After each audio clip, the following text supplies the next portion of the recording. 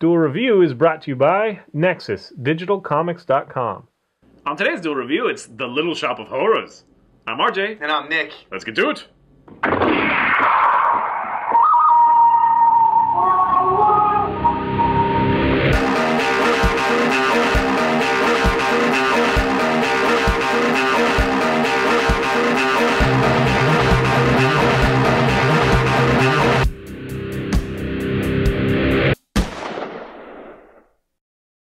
Hey everybody, today is October the 19th, and we're talking about the musical, The Little Shop of Horrors. That's right, and this one was done in 1986, and it's actually based on a screenplay, which was based on a movie from 1960. So you have the 1960 movie, they made a screenplay out of it, they made a play out of it, and then they made a movie out of it in 1986. The director, of course, is Frank Oz, who you may know as a great puppeteer. He's done a lot of things, was the voice for Miss Piggy, he was the voice for Fozzie Bear. He was a voice for Fozzie Bear. I think he did some animatronics with Animal or puppeteered Yeah, Animal. lots of that stuff. Yeah, Yoda. Yoda, right. Just did a lot of great stuff. Plus, he also directed Dirty Rotten Scoundrels and What About Bob? Love Dirty Rotten Scoundrels. Loved What About Bob? Yeah, I like both of them. So there you go. And this movie, he said it before, and it's very true. The main reason why I sing so damn much is because of this stupid damn film, and I love it. I love everything about this film. I love everything. I love Rick Moranis. I love Steve Martin. I love, what's her name? Ellen Green, who plays Audrey. Vincent Gardini, who plays Mr. Mushnick. He does a great job. So basically what happens is you have Rick Moranis' character, Seymour Krelborn, who works in a florist shop. He lives downstairs. He's kind of like this nobody. They're all living in Skid Row, which is, no one ever succeeds in Skid Row. And then he finds this strange and unusual plant, and they do a lot of things where they repeat things, and I happen to love that. That's the greatest comedy, when they constantly repeat it until you get really annoyed with it. And so he finds this strange and unusual plant, and he brings it back and puts it in the window, and people love it. Now, the problem with the plant is, first of all, it thrives on blood. It only drinks blood, and that's how it gets stronger. But it's also a giant alien from outer space, and it eats people. So there you have it. That's pretty much the plot, and there's a lot of fun songs that go along with it, and it's just everything about it is great. And I've watched it like 6 times in the past week, and I love the damn movie. I really do. Steve Martin, the dentist. Steve Martin plays the dentist, and I know that your favorite character is Steve Martin. The dentist is, and he has a real name. It's something like, what the hell is it? Orvin what the hell? I wrote it down. Hold on. Orvin Scrivelli, DDS. And his character is just this sadistic bastard. Like, he constantly beats on Audrey. He's very belating. She falls off the bike, and he just keeps on driving, and then yells at her for falling off the bike, or his motorcycle. Plus, he's just cruel, and it's just funny to watch Steve Martin do it. Like constantly punching the nurse, making her hurt. And, it's weird to say, but yeah. It's just, Steve Martin is just gold here. It just totally works. In addition, you also have some other guest appearances by John Candy, who is great. Bill Murray, who I loved. He was hilarious in this. He's like, it's my turn, it's my next, because he's in the doctor's office, and apparently he likes the pain because he gets a candy bar. Candy bar, candy bar, candy bar. Yeah. Right? So, yes, I love this movie, and I don't know if I should say anything else because I love it too damn much. Yeah, apparently he watches it all the time. I do. I haven't seen it for a while. I've always felt that I should like it more, but I think it's just a musical thing. I'm not a huge musical number guy. I never even got into, the Rocky Horror Picture Show, and I'm not into musicals. I can think that the lyrics are funny, but I would like them better if they weren't sung to me. I'm just that kind of guy. I don't have song in my heart, apparently. I think they're funnier because they're sung. Whatever. I don't know. I mean, sometimes they're goofy, and sometimes they do stick in your head, but for me, that's not a good thing, and I hate it when he sings over and over. It's just like, get a new song. It's like, I can't. It's from that movie. Yeah. So. And I guess the only other thing that I wanted to say is Levi Stubbs plays Audrey too, and he's great. He does a wonderful job, just being that giant plant. And the plant was puppeteered by something like 16 people. Yeah. It was crazy the amount of people who did that, and it totally works. Yeah, there's some fun behind the scenes stuff that I've seen. Yeah. It's just a lot of fun. It's just one of those really odd ideas that turned out to be brilliant in its day. Well, now too. I mean, I think it does hold up for sure. It's just a classic, funny movie. Most people who know who Steve Martin or Rick Moranis are know what this film is and love it. So, If you haven't checked it out for whatever reason, you definitely owe it to yourself. Even if you're like me and you don't like musicals, there's still so much funny to be There's had. a lot of funny stuff. So It's just great. It's worth it.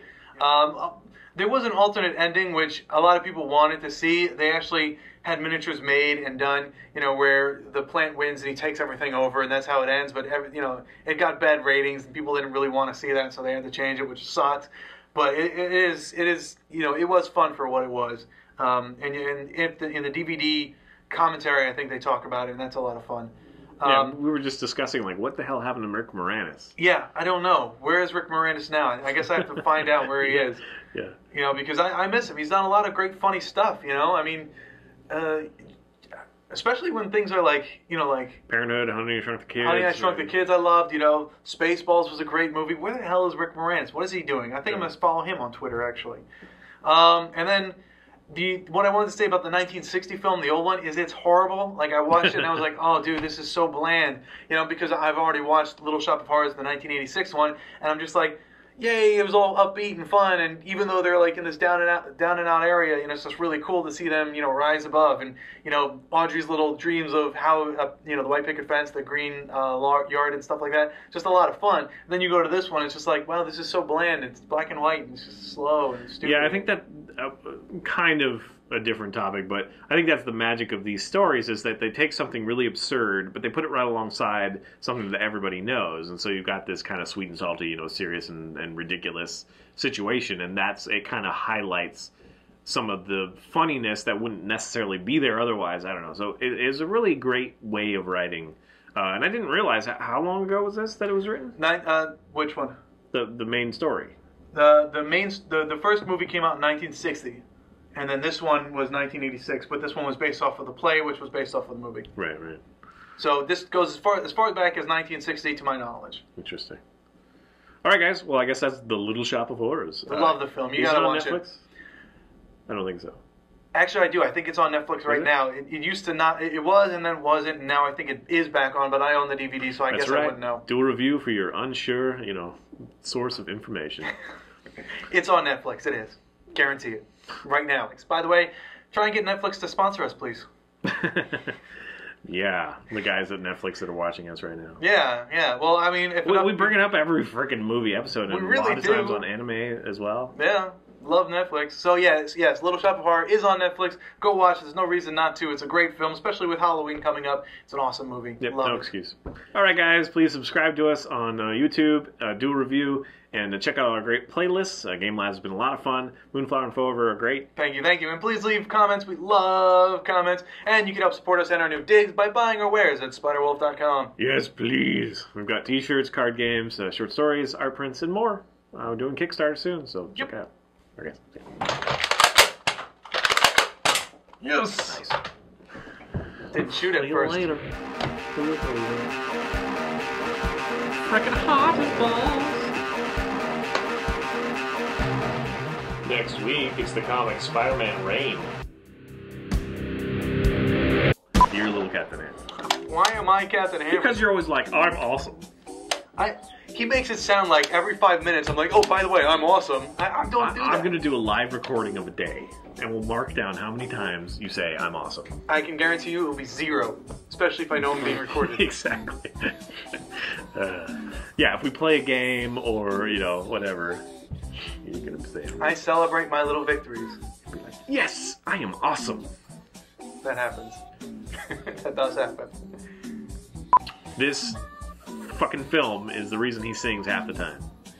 I think it is actually. Suddenly Seymour Does that all the time. Is standing beside you. Ugh. Don't need no makeup. It's a 19. The way he sings the Suddenly Seymour part, sing it. What do you mean? How do I Say those words. Suddenly Seymour? Suddenly Seymour. See, doesn't it sound like Michael Jackson or something? Like it's Does trying it? to be Michael Jackson. Suddenly Seymour. I can't even do it. I love Rick Moranis. He's awesome. I wish he was in some more films. He's still alive, right? Yeah, What the hell I is he would doing? assume so. I did kind of wonder what he was doing, but yeah, he's great. He's great. I like him in Parenthood and stuff like that, but usually if there's somebody else I like better, like Steve Martin. I love Steve Martin. Yeah. Call me. I follow him on Twitter. Do you? Yes. I don't know what Twitter is. He says some funny stuff sometimes. Like I'm on Twitter. I posted like, "Hey everybody, I'm on Twitter," and that's it. I only signed up because I wanted to follow some people, and then I ended up not following them because they say stupid shit. I don't care. Steve Martin says some funny stuff like all the time. I like following him on Twitter. He's a funny guy. Flitter. It's 2012, and he's name dropping Twitter. Yeah, I'm on Twitter. I finally got on Twitter. My grandma's on Twitter. I finally got on Twitter. I was avoiding it at all costs, and then I'm on now. And the only thing I really do is I don't really say anything. Really, comment on some things. Social media. Yeah, We do now have a Facebook page for our indie art group, that's true. We do.